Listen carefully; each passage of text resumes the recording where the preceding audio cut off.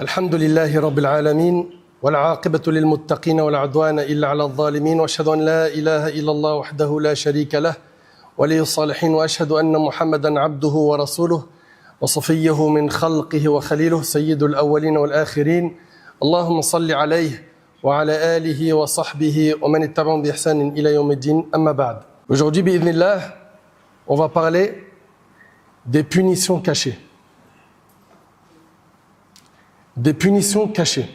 C'est un sujet, j'en ai la certitude, qui est méconnu par beaucoup de gens. Quand on parle de punition divine, les gens entendent tout de suite ce qui se passe dans l'au-delà, ou dans la tombe, ou les épreuves visibles qui peuvent toucher une personne de son vivant. Mais ils oublient une chose, c'est qu'il y a des punitions divines qui sont cachées. Et il faut qu'on en fasse connaissance afin de se préserver de ces punitions.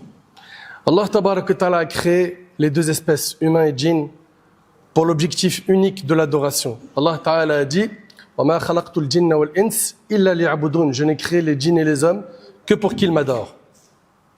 Pour réaliser cette adoration, Allah Tabaraka wa Ta'ala a promis des récompenses à ceux qui la mettent en pratique et a menacé de châtiments ceux qui la négligent. Et parmi les châtiments les plus graves figure la punition cachée. La punition cachée.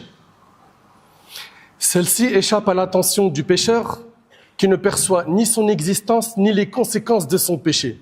Ainsi, il persiste dans son égarement sans se retourner, jusqu'à ce qu'il soit précipité dans l'abîme de la destruction. Ibn al-Jawzi rahimahullah a dit « Je jure que la plus grande des punitions est de ne pas se rendre compte de la punition. » C'est des paroles très profondes et je vous demande d'être attentifs. Chers frères, chères sœurs,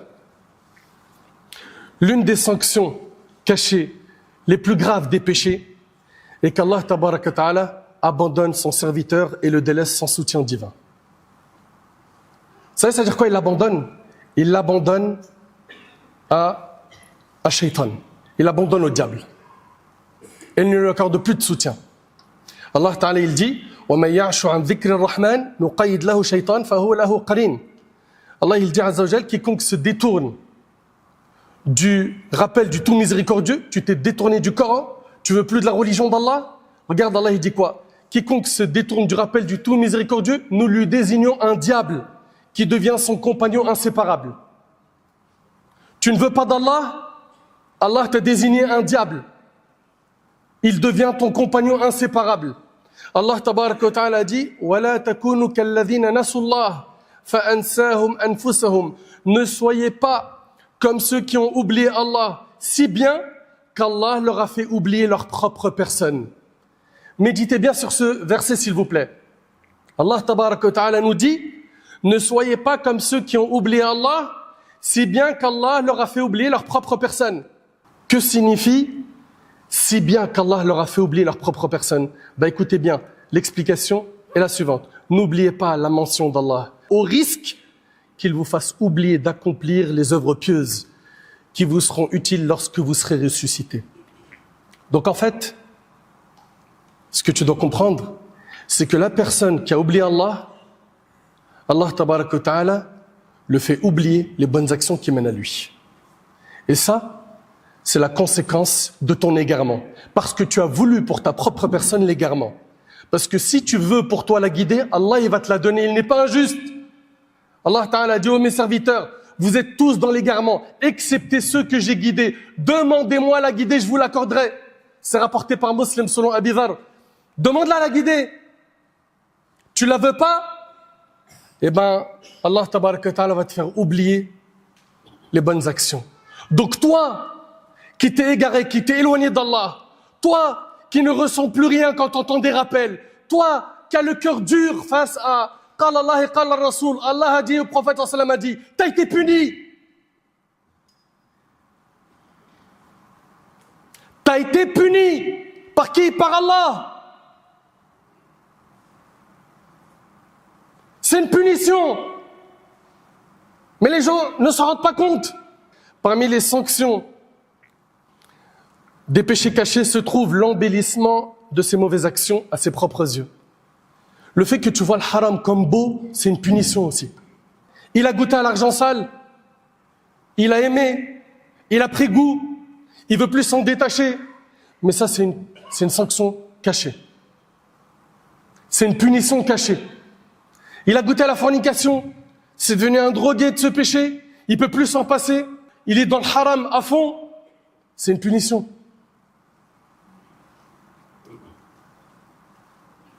C'est une punition. Il y a l'embellissement de ses mauvaises actions à ses propres yeux, ce qui le pousse à persister dans ses transgressions. Tellement c'est beau à ses yeux, il continue, il va tout droit. Et il entend à droite à gauche, de temps en temps, un tel est mort. Et le rappel de la mort, normalement, réveille les cœurs, oui ou non? C'est pour ça d'ailleurs que le prophète a dit multiplier le rappel de celle qui brise les plaisirs, à savoir la mort. Pourquoi? Parce que ça fait froid dans le dos, ça réveille. Mais lui, il voit des morts autour de lui, ça ne le réveille pas. Il voit des gens éprouvés, il voit lui-même, sa propre personne, éprouvé durement dans des maladies, de grandes épreuves financières et autres. Au lieu de se réveiller une bonne fois pour toutes et tirer une croix sur le monde dans lequel il est, non, non. Il aime trop ce monde. T'as été puni. Wallah, j'ai mal au cœur, moi, pour ces personnes-là. Ça fait mal au cœur. Et cette personne-là, tellement le haram est beau à ses yeux, son sentiment de honte diminue jusqu'à ce qu'il affiche ses péchés en public. Elle a bien évidemment une grande pensée à ces influenceurs, créateurs de contenu, rappeurs, humoristes, appelle-les comme tu veux. Ces gens-là aujourd'hui qui jettent des grands filets pour recueillir les péchés des autres. Ils appellent au haram à fond sur le net. S'ils ne se repentent pas, tout ce qu'ils ont égaré à travers les réseaux sociaux, tous les péchés qu'ils ont enseignés, qu'ils ont propagés, ces péchés-là continueront d'augmenter et de les suivre dans leur tombe jusqu'à ce qu'ils rencontrent Allah. Ça, c'est dans le cas où ils ne se sont pas repentis.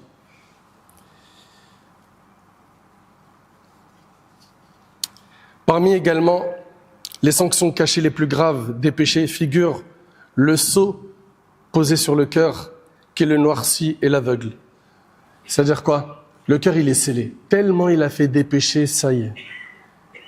Le cœur est opaque. Il n'entend plus le bien. Il ne voit plus le bien. Il ne voit que le haram. Il n'entend que le haram. Il ne prend goût qu'au haram. Il ne prend du plaisir que lorsqu'il met en colère Allah. Ça, c'est des cœurs, malheureusement, qui ont été scellés. Ces gens-là, c'est pas trop tard pour eux. Ils ont juste à revenir vers Allah subhanahu wa ta'ala sincèrement, avec un repentir sincère. La dureté du cœur, elle vient d'où? Elle vient de la multiplication des péchés. Plus tu fais des péchés, plus ton cœur il est dur face au rappel. On a beau te rappeler à l'ordre des dizaines de fois, il n'y a rien qui change. Alors que les personnes qui ont des cœurs bien entretenus, le plus petit rappel fait verser des larmes. Le plus petit rappel les fait pleurer par crainte d'Allah. Ils se remettent en question. Ils regrettent. La dureté du cœur est l'une des sanctions cachées les plus graves. Malik ibn Dinar disait, Allah inflige des sanctions au cœur et au corps. Un resserrement de la subsistance, une faiblesse dans l'adoration et aucune sanction n'est plus sévère que la dureté du cœur. Ça, c'est ce qu'a dit Malik ibn Dinar, rahimahullah. Lorsque cette dureté s'installe dans le cœur, elle empêche la personne de se souvenir d'Allah ou de tirer des leçons. Quand elle est touchée par la dureté du cœur, elle ne se laisse plus toucher par les versets récités, ni par les événements qui se produisent, qui la concernent directement ou qu'elle les observe. Allah tabaraka wa ta'ala dit فَلَوْلَا إِذْ جَاءَهُمْ بَأْسُنَا تَضَرَّعُوا وَلَكِنْ قَسَتْ قُلُوبُهُمْ وَزَيَّنَ لَهُمُ الشَّيْطَانُ مَا كَانُوا يَعْمَلُونَ. Si seulement elle nous avait imploré lorsque survint notre châtiment, mais leur cœur s'était endurci et Satan leur avait enjolivé leur agissement. Le rappel et l'exhortation ne profitent qu'à ceux dont le cœur est illuminé par la crainte d'Allah. Allah Ta'ala dit « Sayadhakkaru man yakhsha » en tirera profit celui qui craint Allah. Souvent, cette dureté du cœur mène à l'orgueil. et au refus de se soumettre à la vérité, ce qui constitue l'un des plus grands obstacles à tirer profit des signes d'Allah. Allah Ta'ala, il dit « Je détournerai de mes signes ceux qui sur terre s'enorgueillissent sans droit. » Parmi les sanctions cachées, il y a le fait que les voiles des péchés instaurent une solitude et une sensation de vide dans le cœur du pécheur. Ça fait partie des punitions. C'est que le pécheur, il ressent un vide à l'intérieur de lui. Il sent qu'il a mal à l'intérieur de lui parce qu'il est loin d'Allah. Parmi les sanctions des péchés, il y a le mauvais choix pour soi-même, l'incapacité de discerner la vérité, la perte de temps précieux, le non-exaucement des invocations, la diminution des bénédictions dans la subsistance et la durée de vie, la privation du savoir, l'oubli de la mémorisation du Coran, l'humiliation et la honte, l'étroitesse du cœur, l'épreuve de la compagnie des mauvais qui corrompent le cœur et qui te font perdre du temps, l'accumulation d'angoisse et de soucis. Tout ça, c'est quoi? Ce sont des sanctions cachées des péchés.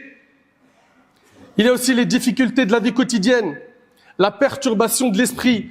Tout ça, c'est des punitions. Et il y a surtout, n'oubliez pas, la lourdeur à accomplir les actes d'obéissance et la privation de leur douceur. La plus grande et la plus dangereuse des sanctions cachées est que la personne soit séduite par les bienfaits qu'elle reçoit et les éloges des flatteurs tout en persistant dans ses désobéissances, jusqu'à ce qu'elle arrive au bord de la mort et rencontre les anges de la mort sans excuse ni repentir. C'est la pire des choses. Serviteur d'Allah, le fait que la sanction soit cachée doit inciter le serviteur à être sensible, attentif et vigilant face aux péchés et à leurs conséquences. Cela oblige à être extrêmement prudent et à éviter de commettre des fautes. Et s'il en commet, ce qui est inévitable, qu'il se hâte de corriger ses erreurs et de laver ses péchés avec le repentir sincère et en persévérant dans la demande de pardon et l'istighfar. Et surtout, il ne doit pas se laisser tromper par le retard ou la discrétion de la punition. Le souci, il est là. C'est que le pécheur, quand il prend l'autoroute du péché et qu'il te dit, moi je suis addict, ça y est, je suis addict à ce péché ou ces péchés, ou le monde du haram. Une parmi les choses qui le poussent à aller tout droit sans s'arrêter, c'est qu'il ne voit pas de punition de la part d'Allah, visible. Lui, dans sa tête, il se dit, bon, pour l'instant, on peut encore accélérer. Mais ce mesquine ou cette mesquine ne comprend pas qu'il a été puni d'une manière cachée. Comment? En étant éloigné d'Allah. Tu t'exposes à de lourdes épreuves sur terre, sans compter ce qui t'attend le jour du jugement. Donc toi qui es loin d'Allah, et qui vois que pour l'instant tout se passe bien, et que tu crois que tu n'as pas été puni, erreur, tu es puni. Tu es puni à travers tout ce qu'on a pu voir dans cette route-bas. Jusqu'à quand tu vas rester puni? Jusqu'à quand? N'est-il pas venu le moment que tu te réveilles, que tu te prennes en main sérieusement? Pourquoi cette insouciance, cette négligence? Personne d'entre nous sait quand est-ce qu'il va mourir. Donc on doit se préparer pour ce jour. C'est pour ça, mes frères, mes sœurs, je vous invite à être très attentifs aux sanctions cachées. Le fait que la personne soit abandonnée au diable, c'est une punition. Le fait qu'il voit le haram comme quelque chose de magnifique, c'est une punition. Tout ce qu'on a vu dans cette route-bas, ça doit faire écho à ton cœur, toi qui es musulman, toi qui es musulmane. Et reprends-toi pendant qu'il en a encore temps. Demande à Allah tabaraka wa ta'ala de te guider. Demande à Allah subhanahu wa ta'ala de faire en sorte que ton cœur s'adoucisse au rappel. Toi qui as un cœur qui est dur malheureusement et qui n'est plus trop réceptif, voire pas du tout réceptif au rappel, demande à Allah qui te guide. Et sois confiant qu'Allah tabaraka wa ta'ala, non seulement il guide, mais il pardonne. Et quoi que tu aies fait comme péché, Allah tabaraka wa ta'ala te les pardonnera si ton repentir est sincère. Enfin, reviens vers Allah afin de pouvoir améliorer ta vie sur terre et surtout le jour où tu le rencontreras. Qu'Allah tabaraka wa ta'ala nous accorde une bonne fin. Qu'Allah tabaraka wa ta'ala nous pardonne nos manquements. Qu'Allah subhanahu wa ta'ala fasse de nous des pieux. Qu'Allah tabarak wa ta'ala améliore la situation de la